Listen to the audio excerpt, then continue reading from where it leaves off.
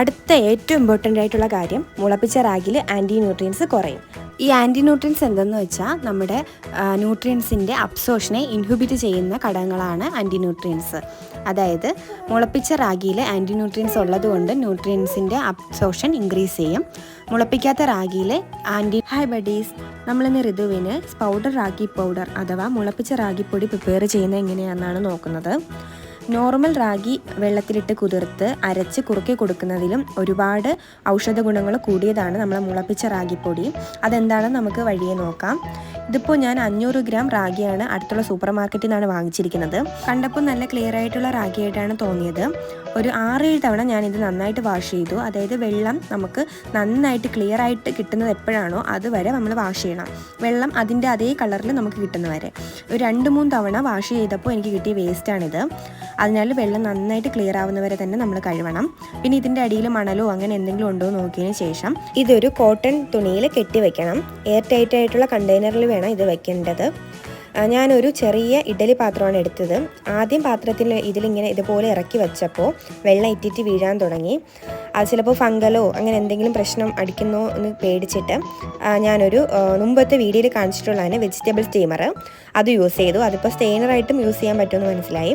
അതിനുശേഷം 24 അവർ ഡാർക്ക് പ്ലേസിൽ കീപ്പ് ചെയ്യണം. 24 അവേഴ്സ് കഴിഞ്ഞതിന് ശേഷം തുറക്കുമ്പോൾ ഉള്ള വീഡിയോ ആണിത്. അതായത് ഏകദേശം ഈ നനഞ്ഞ തുണിയോട് ചേർന്നുള്ള പോർഷനിൽ നന്നായിട്ട് മുള പൊട്ടിയിട്ടുണ്ട്. പക്ഷേ അകത്തോട്ടുള്ള പോർഷനിൽ അത്ര നന്നായിട്ടൊന്നും മുള പൊട്ടിയിട്ടില്ല. ചെറുതായിട്ട് മുള പൊട്ടാനായിട്ട് തുടങ്ങുന്നതേ ഉള്ളൂ. പക്ഷേ നമ്മുടെ കോട്ടൺ തുണിയോട് ചേർന്നുള്ള പോർഷനിൽ നന്നായിട്ട് മുള പൊട്ടിയിട്ടുണ്ട്. കണ്ടോ, അകത്തോട്ടുള്ളതിലൊക്കെ മുള പൊട്ടാൻ തുടങ്ങുന്നതേ ഉള്ളൂ. അതുകൊണ്ട് ഞാനൊരു 24 അവേഴ്സും കൂടെ വയ്ക്കാമെന്ന് കരുതി. അപ്പോൾ മുഴുവൻ 48 അവേഴ്സ് ഞാൻ എയർ ടൈറ്റ് ആയിട്ടുള്ള കണ്ടെയ്നറിൽ ഡാർക്ക് പ്ലേസിൽ ഞാൻ കീപ്പ് ചെയ്തിട്ടുണ്ട്. അങ്ങനെ 48 അവേഴ്സ് കഴിഞ്ഞിട്ട് തുറക്കുമ്പോൾ ഉള്ള വീഡിയോ ആണിത്. അപ്പോഴേക്കും ഏകദേശം എല്ലാ പോർഷനിലും മുള പൊട്ടിയിട്ടുണ്ട്. നന്നായിട്ട് ഏകദേശം മുള വന്നിട്ടുണ്ട്. ഈ നമ്മുടെ തുണിയോട് ചേർന്നുള്ള പോർഷനിൽ നന്നായിട്ട് മുളച്ച് തുണിക്ക് പുറത്തോട്ട് അതിൻ്റെ വേര് ഇറങ്ങിയിട്ടുണ്ട്.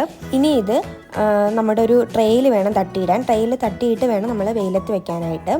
അതിനായിട്ട് കുറച്ച് വാഴയില ട്രേ മുഴുവൻ സെറ്റ് ചെയ്തിട്ട് അതിൻ്റെ മുകളിലായിട്ടാണ് ഞാൻ ഈ റാഗി തട്ടിയിടാനായിട്ട് പോകുന്നത്.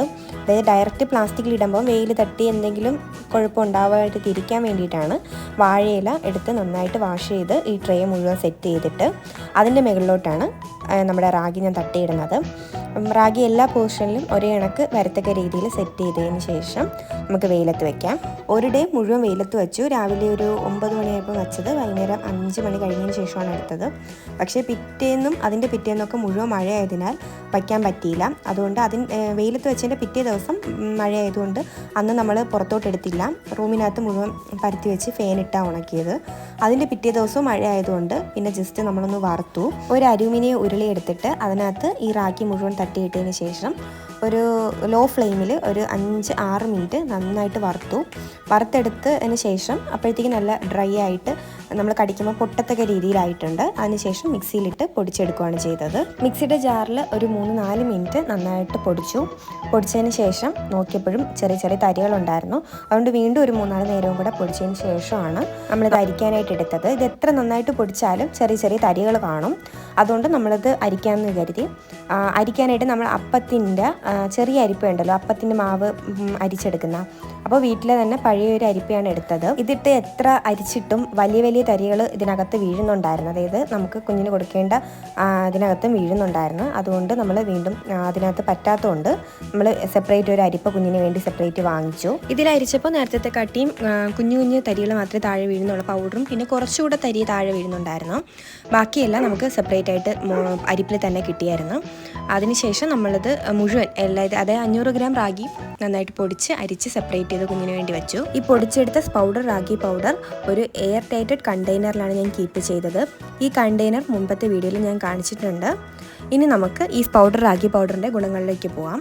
റാഗി എപ്പോഴും കുഞ്ഞുങ്ങൾക്ക് ഏറ്റവും നല്ല ഓപ്ഷനാണ്. അതായത് സോളിഡ് ഫുഡ് സ്റ്റാർട്ട് ചെയ്യുമ്പോൾ ആദ്യമായിട്ട് കൊടുക്കാൻ പറ്റുന്ന കുറച്ച് ഫുഡിൽ ഏറ്റവും ബെസ്റ്റ് റാഗിയാണ്. ഇത് നോർമലായിട്ട് നമുക്ക് കുഞ്ഞുങ്ങൾക്ക് വെള്ളത്തിലിട്ട് കോർത്ത് അരച്ച് കുറുക്കി കൊടുക്കുന്നതിലും നമ്മൾ മുളപ്പിച്ച റാഗി പൊടിച്ച് കുഞ്ഞുങ്ങൾക്ക് കുറുക്കി കൊടുക്കുന്നതും തമ്മിൽ ഒരുപാട് വ്യത്യാസമുണ്ട്. അതാണ് നമ്മൾ ഇനി പറയുന്നത്.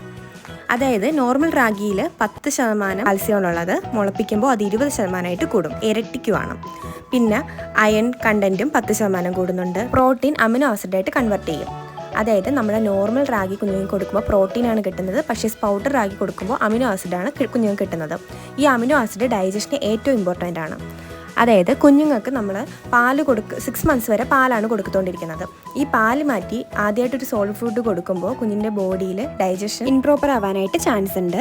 അപ്പോൾ ഈ അമിനോ ആസിഡ് ഡൈജഷനെ ഹെൽപ്പ് ചെയ്യും, ഡൈജഷൻ നടക്കും. പിന്നെ കുഞ്ഞുങ്ങളുടെ മസിൽ സ്ട്രെങ്ത് കൂടും, വെയിറ്റ് ഗെയിൻ കൂടും, ബോൺ ടീത്ത് എല്ലാം സ്ട്രോങ് ആവും. അടുത്ത ഏറ്റവും ഇമ്പോർട്ടൻ്റ് ആയിട്ടുള്ള കാര്യം, മുളപ്പിച്ച റാഗിയിൽ ആൻറ്റി ന്യൂട്രിയൻസ് കുറയും. ഈ ആൻറ്റി ന്യൂട്രിയൻസ് എന്തെന്ന് വെച്ചാൽ നമ്മുടെ ന്യൂട്രിയൻസിൻ്റെ അബ്സോർഷനെ ഇൻഹിബിറ്റ് ചെയ്യുന്ന ഘടകങ്ങളാണ് ആൻറ്റി ന്യൂട്രിയൻസ്. അതായത് മുളപ്പിച്ച റാഗിയിൽ ആൻറ്റി ന്യൂട്രിയൻസ് ഉള്ളതുകൊണ്ട് ന്യൂട്രിയൻസിൻ്റെ അബ്സോർഷൻ ഇൻക്രീസ് ചെയ്യും. മുളപ്പിക്കാത്ത റാഗിയിൽ ആൻറ്റി ന്യൂട്രിയൻസ് കുറവായതിനാൽ അബ്സോർഷൻ കുറയും. റാഗി കുറുക്ക് എങ്ങനെ ഉണ്ടാക്കുന്നതെന്നുള്ള വീഡിയോ അടുത്ത വരുന്നുണ്ട്. അപ്പോൾ പിന്നെ അടുത്ത വീഡിയോയിൽ കാണാം. Bye bye.